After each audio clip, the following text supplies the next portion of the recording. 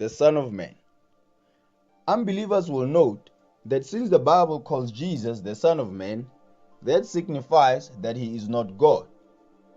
Believers have also said that Mark reveals Jesus as the Son of Man, which speaks of his incarnation, and John reveals him as the Son of God, which speaks of his deity. That is not entirely true. Both titles have serious divine implications. It may seem like there's nothing special about being called Son of Man. God called Ezekiel Son of Man 93 times. However, in Ezekiel, God was simply calling Ezekiel a human being. Son of Man is simply a periphrastic term for human. But when Jesus is referred to as Son of Man, the context implies something more than that. Mark 2 verse 10. So that you may know that the Son of Man has authority on earth to forgive sins, he said to the paralytic. Here, the Jews are angry at Jesus for claiming to have forgiven the sins of the paralyzed man. In verse 7 they say, "Why does this man speak that way? He is blaspheming. Who can forgive sins but God alone?" This is because it was their Tanakh, our Old Testament. There's an understanding that God alone forgives sins. Isaiah 43 verse 25. I, even I, am the one who wipes out your transgressions for my own sake, and I will not remember your sins. Jesus calls himself the Son of Man in the context of forgiving sins, which is God's prerogative, meaning Jesus is saying, I am the God who forgives sins. The second usage of the phrase is in Mark 13 verse 26.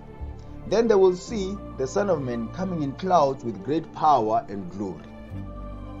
This is taken from Daniel chapter 7 verse 13 to 15.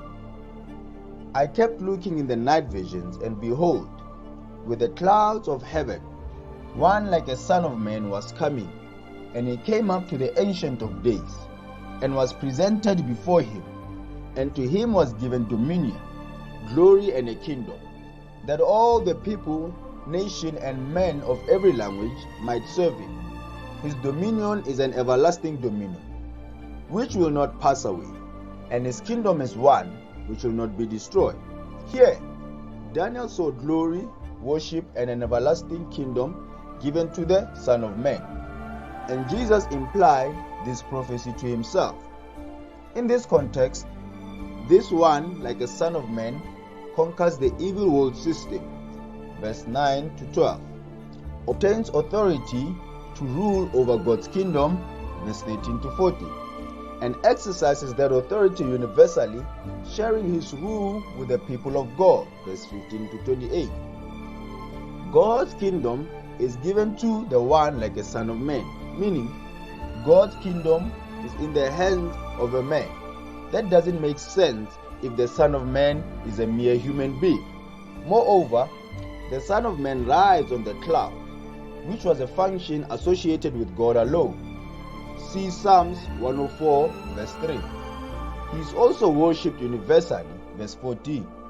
All this serves to indicate that this one, like a Son of Man, is the transcendent Messiah. He is the Ancient of Days returning to glory after completing redemption. He is returning to where he was prior to incarnation.